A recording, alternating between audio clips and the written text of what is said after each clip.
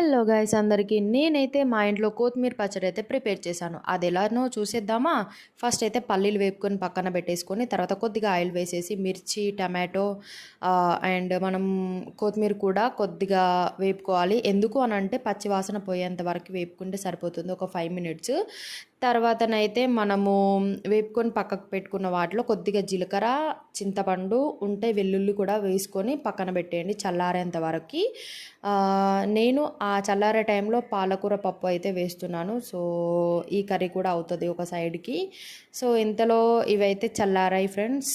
ఇప్పుడు మనమైతే మిక్సీ అయితే పట్టుకుందాము.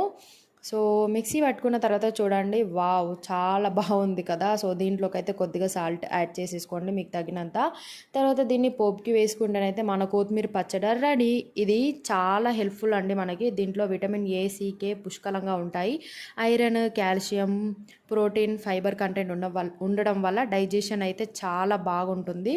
సో డయాబెటీస్, బీపీ ఉన్న వాళ్ళైతే కంపల్సరీగా తినండి ఇలా పచ్చడి విధంగానైనా, లేకపోతే డైలీ కర్రీస్లో అయితే దీన్ని తీసుకోండి.